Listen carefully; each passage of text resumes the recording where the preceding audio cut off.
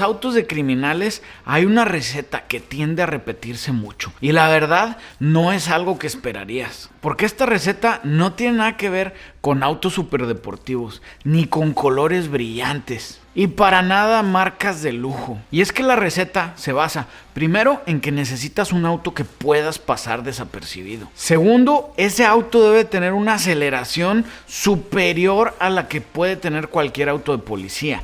Y tercero, es un auto que debe ser estable a muy altas velocidades, porque ahí es en donde te alcanzas a pelar. Ahora, eso sí, como te digo, esta es una carrera tecnológica, entonces no esperes que los policías se van a cruzar de brazos. Ellos también están compitiendo para atraparlos. Pero lo que realmente vale la pena entender aquí es el fenómeno de qué hay detrás de las persecuciones policíacas y en dónde iniciaron. Y para poder entender esto, necesitamos regresarnos a finales de los años 20, en donde el gobierno de Estados Unidos decidieron aprobar una legislación en la que prohibía las bebidas alcohólicas. O sea, nomás caguamitas, gordo, imagínate qué horrible. Pero la verdad es que como el sentido común nos ha enseñado, cada vez que el gobierno prohíbe una cosa, lo único que genera es una oportunidad para el crimen organizado. Y en esta época no fue nada diferente, porque existían muchas personas que se encargaban de elaborar algo que se llamaba moonshine, que era prácticamente licor ilegal. Pero el tema es que el moonshine lo fabricaban en medio del bosque, en lugares muy remotos que estuvieran fuera del alcance de la policía. Y aquí, ¿qué tiene que ver las persecuciones de autos? ¿Cómo haces llegar ese moonshine o ese licor ilegal a los consumidores, que son las personas que van a pagar dinero por él? Aquí es en donde nacen los bootleggers. Y los bootleggers eran los conductores encargados de llevar el moonshine de su lugar de producción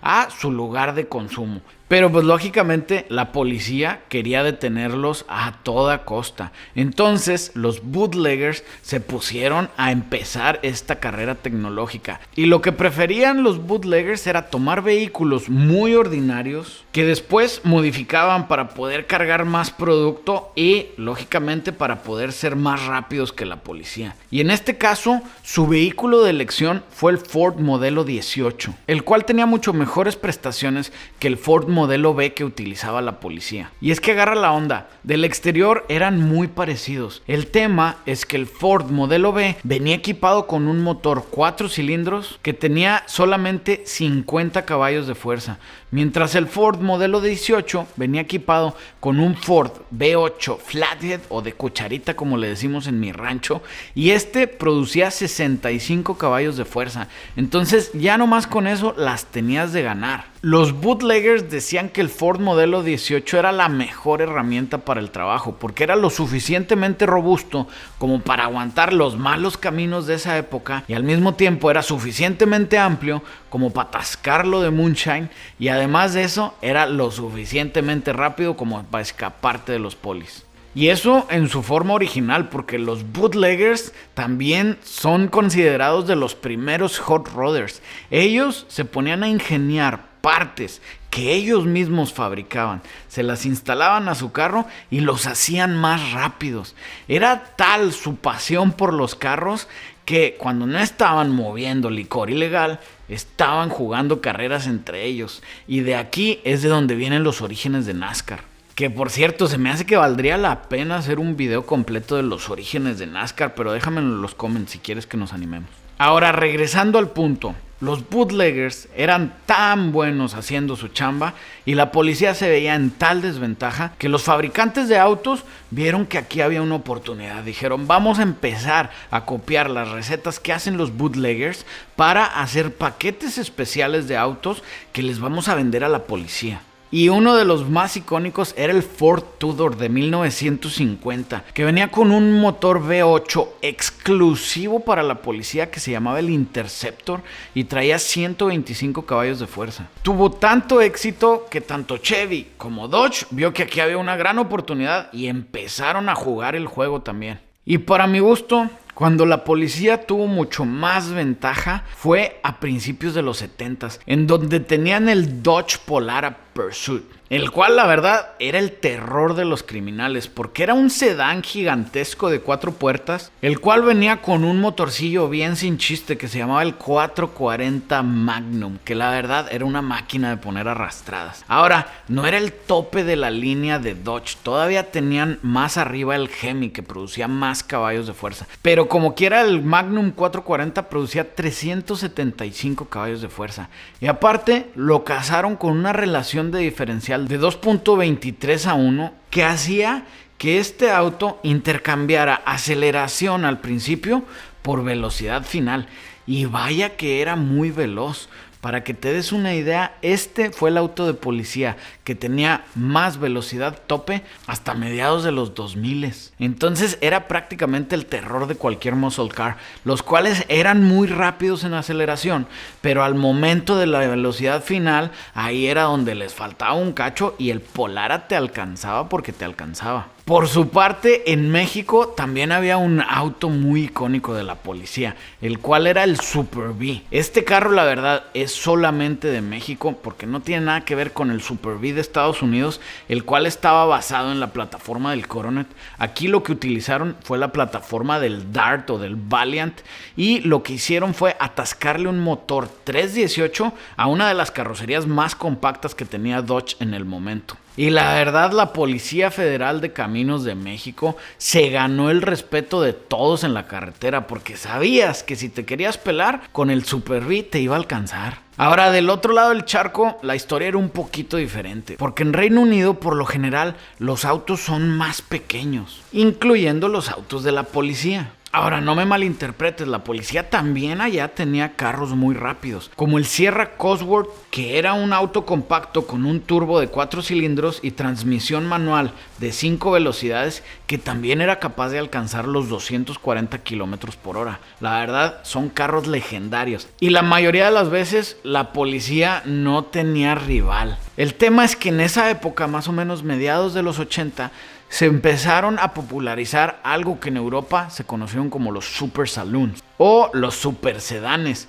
y en este caso había opciones muy interesantes, como el BMW M5 de la generación E34, el cual para mi gusto es un carro precioso, o el Mercedes 500E, que traía un motor que era una máquina de poner arrastradas. Y el problema de estos carros de lujo tan rápidos es que en esa época pues no había muchos sistemas de seguridad para que no te robaran el carro. Entonces cualquier chango que quisiera hacer una malandreada se podría meter a tu carro, robarte el carro, hacer sus cosas en tu carro, que es muy rápido y se va a poder escapar de la policía, y luego lo vendían barato o lo tiraban por ahí. El tema es que dentro de todos estos super sedanes hubo uno que se separó de la mayoría y se hizo del apodo del inatrapable. Lo más seguro es que es un carro que ni tienes idea de su existencia, porque la verdad no son muy populares, pero es una colaboración que surgió entre GM y Lotus, porque sí, hubo un tiempo en el que GM compró a Lotus y de ahí salieron unos carrazos como el Corvette ZR1 C4. Y en esta ocasión tomaron la plataforma del Vauxhall Carlton, que Vauxhall es una marca de GM en Inglaterra, no te tengo que estar diciendo todo, gordo. El tema es que agarraron el Vauxhall Carlton con sus 6 cilindros en línea, y Lotus le empezó a meter magia. Primero aumentaron el desplazamiento de 3 a 3.6 litros. Después de eso le atascaron un par de turbitos deliciosos. Y por último, la cereza del pastel, le pusieron la transmisión de 6 velocidades del Corvette ZR1, que ya te dije que era una máquina de poner arrastradas. Ahora, este auto es conocido como el Type 104 o tipo 104, pero también se le conoce como el Lotus Carlton, y era una tremenda máquina de poner arrastradas. Tenía velocidades máximas parecidas a las del Ferrari Testarossa y rendimientos en pista que podía competir con un Porsche 911 Turbo de la época. Ahora, este auto, como te dije, no era muy popular, pero se hizo tan famoso porque en una ocasión se robaron un Lotus Carlton de un fraccionamiento bien fifí de Inglaterra y lo usaron para cometer fechorías durante meses, güey. Este auto se vio involucrado en múltiples robos y cuando robaban algo, pues la policía entraba al perseguirlos y estos se veían involucrados en persecuciones de altas velocidades. El tema es que nunca lo pudieron alcanzar. Y es que también agarra la onda porque los policías usaban un carrito que se llamaba el Maestro. Y aquí te va a dejar Diego fotos de él y estaba más horrible y era más lento que en serio hasta en bici te puedes pelar de él. Pero aquí el punto es que el Carlton sí era muy rápido. Se hizo tanta mala fama que el Parlamento de Inglaterra estuvieron pensando en prohibir que Lotus pudiera vender ese carro. Ahora al mismo tiempo, si nos vamos a Japón un poquito de tiempo después, a mediados de los 90, la cosa estaba muy parecida en cuanto a que la policía no podía con los delincuentes. Porque aquí había tuners que su única existencia era hacer que su auto pudiera alcanzar los 300 kilómetros por hora en calle y que sea estable haciéndolo. Estos carros eran tan pero tan rápidos que cuando los veía la policía por las autopistas de Japón, ni siquiera se tomaban la molestia de iniciar la persecución. En serio, los veías pasar hecho madre y el poli se asomaba y decía, pues bueno, porque sabían que no existía un mundo en donde el policía pudiera atrapar a ese delincuente de una manera segura. Entonces mejor decían, pues déjalos pasar como quiera, generalmente no pasa a mayores. El tema es que este club, que es famosísimo, es el Midnight Club, se empezó a hacer tan popular y empezaron a correr tanto que hubo una ocasión que hicieron un accidente grandísimo y como quiera la policía no los pudo parar, ellos mismos decidieron dejar de correr. Ahora, regresándonos a Estados Unidos, que es donde este fenómeno ocurre mucho más que en todas partes, y en serio, es por mucho, porque este fenómeno empezó a aumentar a principios de los años 2000, y es que en estos años es en donde regresó la tendencia, en donde los autos de línea empezaron a ser mucho más rápidos que los autos que tenía la policía. Y es que para darnos una idea, los policías tenían el Chevy Caprice, y había una versión del Chevy Caprice que era el Impala SS. Y la verdad, entre estos dos había muy poca diferencia. Ahora, si nos vamos unos añitos después, la policía empezó a traer los Crown Victorias. Y al mismo tiempo había una versión de alto rendimiento que se llamaba el Mercury Marauder. Y aquí era donde se empezaron a distanciar. Porque la policía en su Crown Victoria tenía solamente 245 caballos de fuerza. Mientras el Mercury Marauder lo podías conseguir con arriba de 300 caballos de fuerza. Pero donde realmente se empezó a diferenciar es en donde la policía decidió de cambiar de modelo. Y aquí es en donde los policías obtuvieron el primer carro que le pudo ganar al Dodge Polara. ¿Y qué crees? Era otro Dodge. En este caso era el Dodge Charger. Y los policías utilizaban uno que venía con el motor 5.7 litros Hemi de 345 caballos de fuerza. Ahora, la policía quiso cambiar a este carro porque este Charger venía sobre una plataforma E de Mercedes que había estado jalando durante muchos años y que era conocida por ser bien estable. Y la verdad es que era bien rápido, los policías andaban bien a gusto. El tema es que Dodge, de la mano de SRT, empezaron a sacar versiones de alto rendimiento, que venía con un motor 6.1 litros Hemi, que producía más o menos 410 caballos de fuerza. Ahora, al pasar de los años, la policía se quedó con el 5.7 Hemi y las versiones civiles aumentaron a un 6.4 que traía más de 450 caballos de fuerza y después a los Hellcats que andaban arriba de los 700 caballos de fuerza. Y el Charger más rápido que hubo era el SRT8 Hellcat Red-Eye White Body que tenía casi 800 caballos de fuerza. Ahora, este carro tiene un tema que, como nos regresamos a la receta de los criminales, es un auto que puedes pasar desapercibido, porque desde la versión GT a la RT y a la SRT, las personas comunes y corrientes no van a tener manera de poder distinguir entre ellos. Entonces tú podías pasar como que andabas en un carro prácticamente normal, pero era una máquina de poner arrastradas. Y es por eso que este carro se volvió uno de los preferidos de los criminales. Pero dentro de todos los Chargers hay uno que es más infame que todos. Y este Charger negro apareció en el 2022 en Arkansas, Estados Unidos, en donde una noche un policía detuvo un Charger por exceso de velocidad.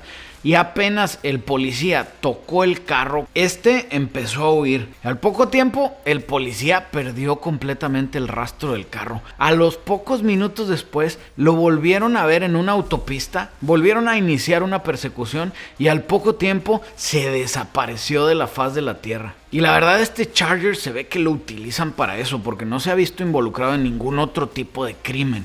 O sea, a mi compadre le gusta andar cocoreando a la ley y a estarse escapando. Porque aparte lo tiene modificado con cosas bien extrañas. Tiene un switch que puede apagar las luces traseras. Entonces, en la noche en la autopista con el carro negro, prácticamente desaparece de tu vista. Y lo más impresionante es que hasta el día de hoy no lo han podido encontrar. No tienen idea de quién es ni por qué está haciendo eso. Pero como les dije al principio, este es el juego del gato y el ratón. Y en la competencia tecnológica para ganar, el gato está por ponerse sumamente bravo. Primero, porque acaban de pasar una legislación en Estados Unidos en donde después del 2024 los fabricantes de autos van a tener que integrar un kill switch o un switch para apagar el auto remotamente en todas sus unidades. Entonces, si traes carro nuevo, prácticamente está de que la policía busque el registro del carro y te lo apagan, gordo. Además de eso, con la cantidad de cámaras de vigilancia que hay, va a ser bien difícil que te puedas escapar, porque en serio, vas por esta autopista, te bajas en esta salida, te cachó otra cámara acá, te cachó otra cámara acá, y van a acabar reduciendo el radio de búsqueda a más o menos el lugar por donde vives. Entonces, con un par de patrullas que estén dando vueltas, te van a encontrar, güey. Y ahora, ya sé que en los comentarios van a empezar: Memo, pero ¿por qué no hablaste de que en Dubái hay carros de la policía que son más rápidos que todos los carros del mundo mundial? ¿Y por qué no hablaste del Nissan GT-R de Japón? ¿Y por qué no hablaste de los Mustangs Fox Body, que también eran una máquina de poner arrastradas de la policía? Este video lo quiero dejar para después, porque voy a sacar un video de los autos de policía más rápidos de la historia. Así que si te gustó, comenta, dale like, suscríbete y comparte el video, cabrón, es gratis, güey.